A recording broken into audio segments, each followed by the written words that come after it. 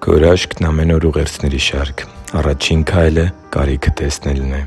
Մենք շարունակում ենք «Ինչպե՞ս է ծնվում Աստծուն ծառայելու տեսիլքը» անվանումը կրող ուղերձների շարքը։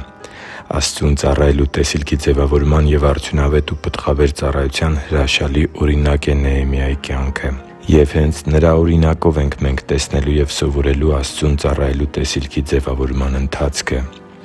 Սիրելի՛ բարեկամ, Տեր Աստծուն ծառայելու տեսիլքի ձևավորման առաջին քայլը մարդկանց կամ Աստծու գործի կարիքը տեսնելն է։ Ամեն բան սկսվում է կարիքը նկատելուց։ Եվ հետաքրքիր է այն, որ Աստված տարբեր մարդկանց տարբեր կարիքներ է ցույց տալիս։ Ես հավատում եմ, որ Տերն է ուղղորդում մեր հոգևոր տեսողությունը հենց այն կարիքների վրա, որոնց մեջ մենք կանչված ենք ծառայելու Իրեն և Իր գործին։ Երբևէ մտածե՞լ ես, թե ինչու ես հենց դու տեսնում տվյալ կարիքը, իսկ մյուսներն ասես չեն նկատում այն։ Ամենայն հավանականությամբ մյուս մարդիկ էլ Աստծուն ծառայելու այն կարիքներն են նկատում, որոնք դու չես նկատում։ Ոմանք տեսնում են եկեղեցու այս կամ այն խնդիրն ու կարիքը, ոմանք նկատում են իրենց շուրջն ապրող մարդկանց դժվարությունները, ոմանք տեսնում են Աստծու Խոսքի անաղարտ ու մաքուր մատուցման կարիքը, ոմանք աղոթքի, ոմանք փառաբանության, ոմանք հյուրասիրության ու որոշ միջոցառումների և ծառայությունների կազմակերպման թերությունները և այլն։ Աստծուն ծառայելու տեսիլքի ձևավորման առաջին քայլը կարիքը տեսնելն է։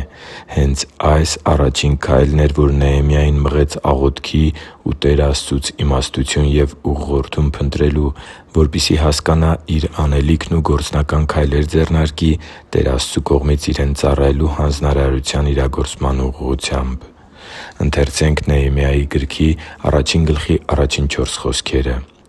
Աքազիայի որդի Նեհեմիայի խոսքերը։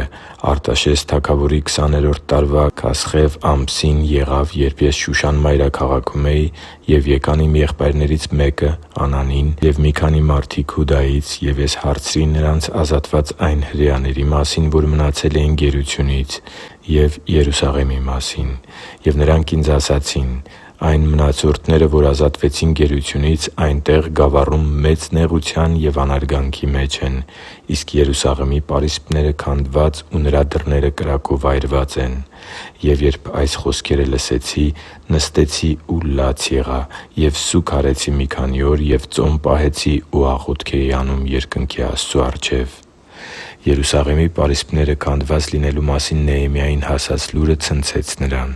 Թեև Նեհեմիան Երուսաղեմից հազարավոր կիլոմետրեր հեռավորության վրա էր, թեև նա ապահովության մեջ էր որպես թագավորի մատրվակ և ամենավստահելի մարդկանցից մեկը,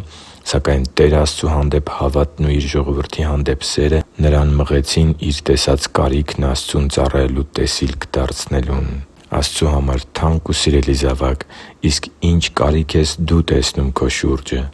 Գուցե դա որոշակի հատուկ կարիք ունեցող մարդկանց օգնելն է, գուցե եկեղեցու ներսում որևէ ծառայության թերացումը, գուցե արդյունավետ ավետարանչության պակասը, իսկ գուցե որևէ ծառայողի ծառայության բեռը թեթևացնելու կարիքը։ Ի՞նչ կարիք ես դու տեսնում քո շրջապատում։ Աստծուն ծառայելու տեսիլքի ձևավորման առաջին քայլը կարիքը տեսնելն է։ Եվ այսօր ես աղոթում եմ, որ Աստծու Սուրբ Հոգին խոսի քո սրտին, որ բացահայտես կանչվածությունդ Աստծու Արքայության գործին ծառայելու հարցում և տեսնես հենց այն կարիքն ու խնդիրները, որոնց լուծման մեջ Տերն ակնկալում է տեսնել քո նվիրյալ մասնակցությունը։ Հիշի՛ր, որ դու Աստծո հրաշքն ես, և Աստված սիրում է քեզ։ Շնորհակալ եմ, որ դու կա՛ս։ Սիրով և աղոթքով՝ Արման Մանուկյան։